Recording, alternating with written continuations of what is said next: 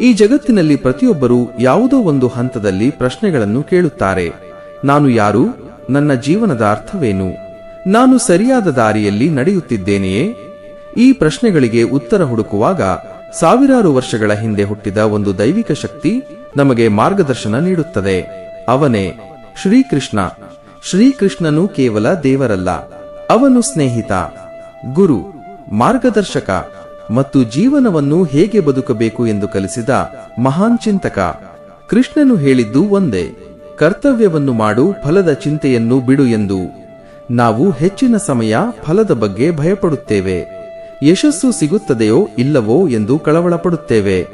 ಆದರೆ ಕೃಷ್ಣನು ಹೇಳುತ್ತಾನೆ, ನೀನು ನಿನ್ನ ಕೆಲಸವನ್ನು ಪ್ರಾಮಾಣಿಕವಾಗಿ ಮಾಡಿದರೆ ಫಲವು ತಾನೇ ನಿನ್ನನ್ನು ಹುಡುಕಿಕೊಂಡು ಬರುತ್ತದೆ ಎಂದು.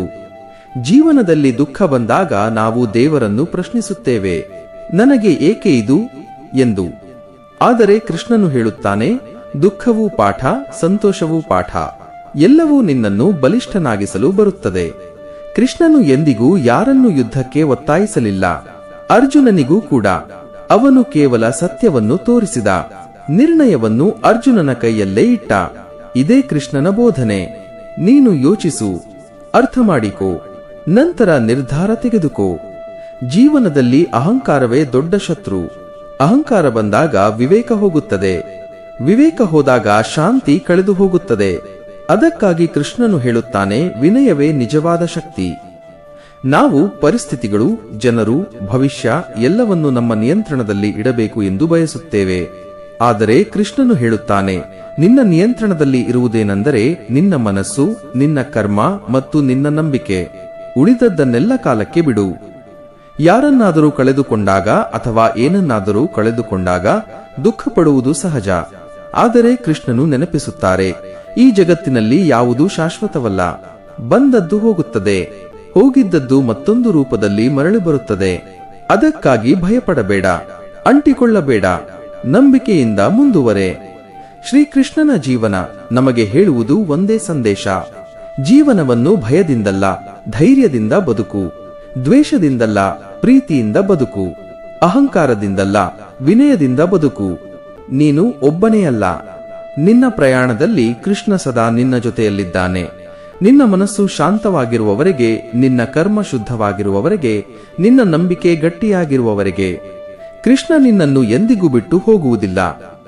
ಕೆಲವೊಮ್ಮೆ ಜೀವನದಲ್ಲಿ ಎಲ್ಲವೂ ಸರಿಯಾಗಿಯೇ ಇರುತ್ತದೆ, ಆದರೂ ಮನಸ್ಸಿಗೆ ಶಾಂತಿ ಇರದು. ಯಾವುದೋ ಖಾಲಿತನ, ಯಾವುದೋ ಅಶಾಂತಿ.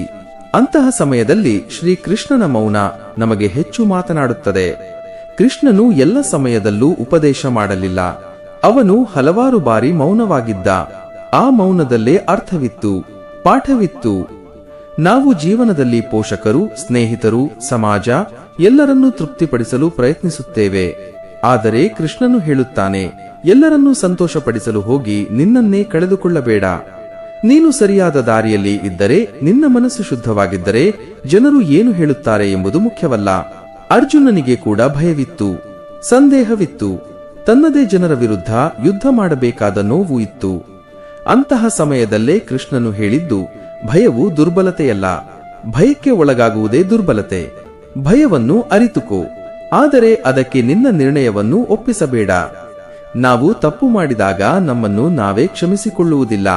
ಆ ತಪ್ಪನ್ನು ಜೀವನ ಪೂರ್ತಿ ಹೊತ್ತುಕೊಂಡು ತಿರುಗುತ್ತೇವೆ. ಆದರೆ ಕೃಷ್ಣನು ಹೇಳುತ್ತಾನೆ, ತಪ್ಪು ಮಾಡುವುದು ಮಾನವನ ಸ್ವಭಾವ. ತಪ್ಪಿನಿಂದ ಕಲಿಯದೆ ಇರುವುದು ಅಜ್ಞಾನ. ನಿನ್ನನ್ನು ನೀನೇ ಕ್ಷಮಿಸಿಕೊಳ್ಳುವವರೆಗೆ ನಿನ್ನ ಮನಸ್ಸಿಗೆ ಶಾಂತಿ ಸಿಗದು.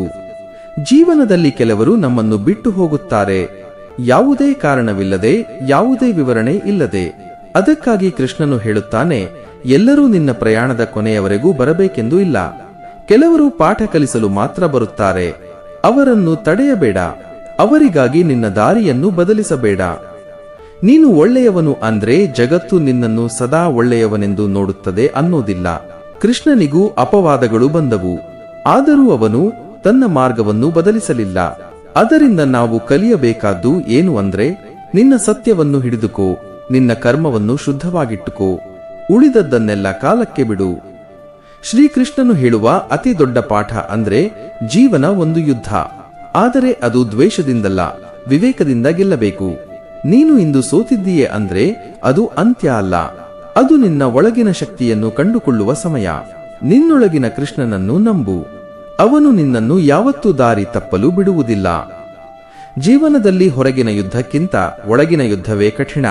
ನಾವು ಪ್ರತಿದಿನವೂ ಹೋರಾಡುವುದು ಜನರ ಜೊತೆ ಅಲ್ಲ, ನಮ್ಮದೇ ಮನಸ್ಸಿನ ಜೊತೆ.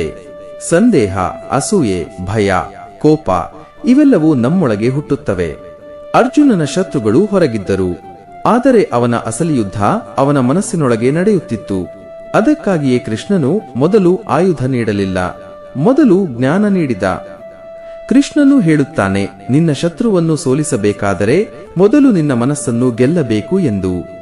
ನಾವು ಹಲವಾರು ಬಾರಿ ನಮ್ಮ ನೋವನ್ನು ಮರೆಮಾಚುತ್ತೇವೆ, ಬಲಿಷ್ಠನಂತೆ ನಟಿಸುತ್ತೇವೆ, ಆದರೆ ಒಳಗೆ ಒಡೆದು ಹೋಗಿರುತ್ತೇವೆ. ಕೃಷ್ಣನು ಹೇಳುತ್ತಾನೆ, ನೋವನ್ನು ಒಪ್ಪಿಕೊಳ್ಳುವುದು ದುರ್ಬಲತೆಯಲ್ಲ, ಅದು ಧೈರ್ಯ. ನಿನ್ನ ನೋವನ್ನು ನೀನು ಅರಿತಾಗ ಮಾತ್ರ ಅದು ನಿನ್ನನ್ನು ನಾಶ ಮಾಡುವುದಿಲ್ಲ. ಜೀವನದಲ್ಲಿ ಎಲ್ಲವೂ ನಮ್ಮ ಯೋಜನೆಯಂತೆ ನಡೆಯುವುದಿಲ್ಲ. ಅದರಿಂದಲೇ ನಾವು ಬೇಸರಗೊಳ್ಳುತ್ತೇವೆ, ಕೋಪಗೊಳ್ಳುತ್ತೇವೆ. ಆದರೆ ಕೃಷ್ಣನು ನೆನಪಿಸುತ್ತಾರೆ, ನಿನ್ನ ಯೋಜನೆಗಿಂತ ದೊಡ್ಡದು ಕಾಲದ ಯೋಜನೆ. ನಾವು ಕೆಲವೊಮ್ಮೆ ದೇವರನ್ನು ಕೇಳುತ್ತೇವೆ, ನನಗೆ ಏಕೆ ಇಷ್ಟು ಪರೀಕ್ಷೆಗಳು ಎಂದು. ಆದರೆ ಕೃಷ್ಣನು ಹೇಳುತ್ತಾನೆ, ಪರೀಕ್ಷೆ ಇಲ್ಲದೆ ಉತ್ತೀರ್ಣತೆ ಇಲ್ಲ. ನಿನ್ನ ಶಕ್ತಿ ನಿನಗೆ ಗೊತ್ತಾಗುವುದು ನೀನು ಕುಸಿದಾಗಲೇ. ನೀನು ನಿನ್ನ ಹೃದಯವನ್ನು ಎಲ್ಲರ ಮುಂದೆ ತೆರೆಬೇಡ. ಎಲ್ಲರೂ ಅದನ್ನು ಅರ್ಥ ಮಾಡಿಕೊಳ್ಳುವುದಿಲ್ಲ. ಕೃಷ್ಣನು ತನ್ನ ಸತ್ಯವನ್ನು ಎಲ್ಲರ ಮುಂದೆ ವಿವರಿಸಲಿಲ್ಲ. ಅವನ ಕರ್ಮವೇ ಅವನ ಉತ್ತರವಾಗಿತ್ತು. ನಾವು ಹಾಗೆಯೇ ಇರಬೇಕು. ಮಾತು ಕಡಿಮೆ, ಕರ್ಮ ಹೆಚ್ಚು. ಜೀವನದಲ್ಲಿ ಒಬ್ಬನೇ ಅನ್ನಿಸುವ ಸಮಯ ಬರುತ್ತದೆ, ಯಾರೂ ಇಲ್ಲ ಅನ್ನಿಸುವಂತೆ. ಅಂತಹ ಸಮಯದಲ್ಲಿ ಕೃಷ್ಣನು ಹೇಳುತ್ತಾನೆ, ನೀನು ಒಬ್ಬನೇ ಅಲ್ಲ, ನೀನು ನಿನ್ನೊಳಗೆ ನನ್ನನ್ನು ಮರೆತಿದ್ದೀಯಷ್ಟೇ. ನಿನ್ನೊಳಗೆ ಶಾಂತಿ ಬಂದ ದಿನ ನೀನು ಹೊರಗೆ ಹುಡುಕುವುದನ್ನೆಲ್ಲ ಬಿಡುತ್ತೀಯ. ಶ್ರೀಕೃಷ್ಣನ ಬೋಧನೆ ಒಂದೇ, ಜೀವನವನ್ನು ಹಿಡಿದುಕೋ, ಆದರೆ ಅಂಟಿಕೊಳ್ಳಬೇಡ. ಪ್ರೀತಿಸು, ಆದರೆ ಸ್ವಾಮ್ಯ ಭಾವದಿಂದ ಅಲ್ಲ. ನಿನ್ನ ಕರ್ತವ್ಯವನ್ನು ಮಾಡು, ಆದರೆ ಅಹಂಕಾರದಿಂದ ಅಲ್ಲ. ನಿನ್ನ ಮನಸ್ಸು ಶಾಂತವಾದಾಗ ನಿನ್ನ ಜೀವನವು ಶಾಂತವಾಗುತ್ತದೆ. ಇದು ಯುದ್ಧವಲ್ಲ, ಇದು ಜ್ಞಾನ. ಇದೇ ಕೃಷ್ಣ ಮಾರ್ಗ. ನಿನ್ನೊಳಗಿನ ಯುದ್ಧ ಮುಗಿದ ದಿನ ನೀನು ಜಗತ್ತಿನ ಯಾವ ಯುದ್ಧವನ್ನಾದರೂ ಎದುರಿಸಬಲ್ಲೆ.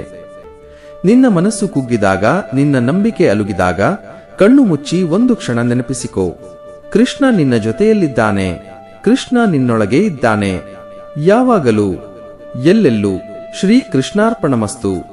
ಆ ಶ್ರೀಕೃಷ್ಣ ಪರಮಾತ್ಮ ಎಲ್ಲರಿಗೂ ಒಳ್ಳೆಯದನ್ನೇ ಮಾಡಲಿ. ಶುಭವಾಗಲಿ. ಧನ್ಯವಾದಗಳು.